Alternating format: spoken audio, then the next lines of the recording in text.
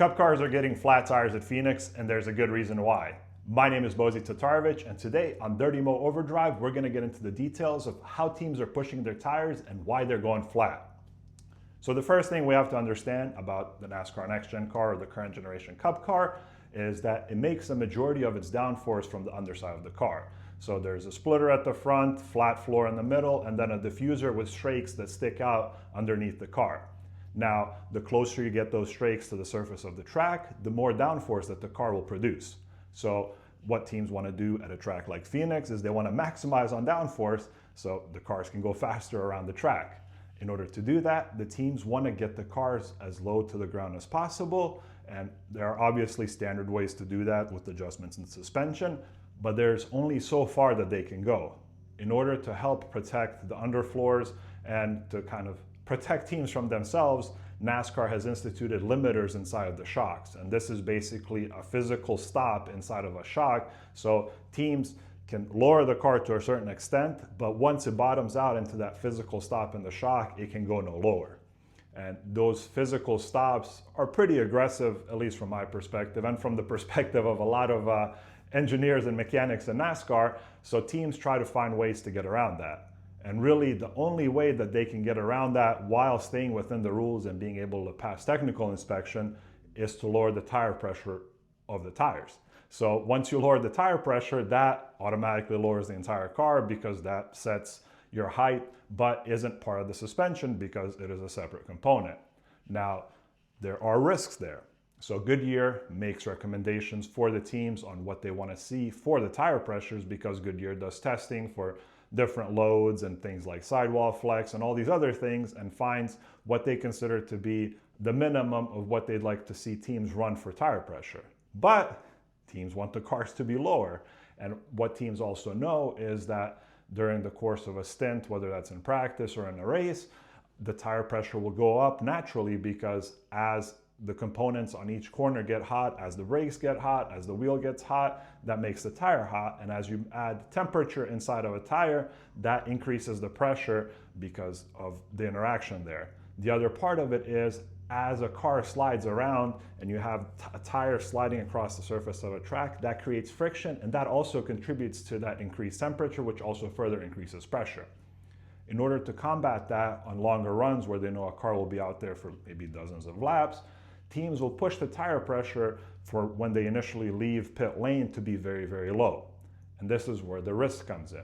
So if you go out with that low tire pressure and you find, say, a smooth line on track and can get your tire up to pressure over a handful of laps, you might be safe. But what often happens is tires will hit a bump or there'll be a transition in the track, and the car will hit that physical stop inside of the shock, which means that it's basically like a solid suspension there. So it's just fully loaded going into the wheel and tire, and all of that pressure ends up in the tire. And when you look at how the tire is mounted to the wheel, the edge of the aluminum wheel mounts to the edge of the tire, which is right above the tire sidewall. So when the wheel hits the track surface or gets as close to the track surface as possible with that spike load, it impacts the sidewall of the tire. And the sidewall of the tire has a bunch of steel belts and other materials to make it stiff so it can stay up no matter whatever specific pressure there is. But once you impact those belts, it makes the sidewall much weaker.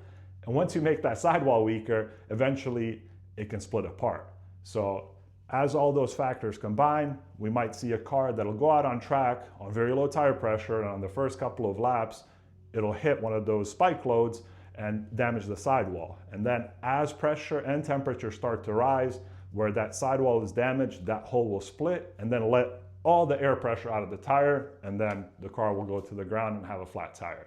So that's basically what's happening here. And there are a combination of other factors involved because certain corners get more loaded than others. And so we'll see it more frequently happen maybe on like the right fronts or the left rears. But typically the ultimate goal here is to get the car as low to the ground as possible. The other benefit of running that lower pressure is obviously contact patch for the tire. So in addition to the aero grip you get from getting the diffuser low to the ground to get that downforce, you can also impact mechanical grip. So it gives your driver a very well driving car. Now, the outside risk is not only can you get that flat tire, but there's also the additional risk of damaging diffuser strakes. So diffuser strakes are those long strakes we see coming off the bottom of the back of the car. And the way those create downforce is it basically air goes between the strakes and it sucks the car down to the ground.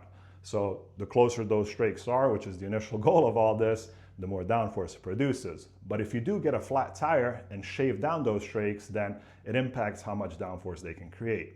And the best way to think of it is think of them like the spoiler blade on top of the trunk lid, but now underneath the car. If you have a big tall spoiler, and it'll create a lot of downforce. And the same thing with the strake. If you have a tall strake that points further down to the ground, you'll create more downforce. But as you shave it down, just like you would cut down a spoiler, it'll produce less downforce. So it's a very double-edged sword for taking this risk, because if you do get that flat tire, not only are you losing the time to get back, but even if it happens in a non-race setting, you could potentially damage your diffuser and then not be ultimately able to create the same amount of downforce overall.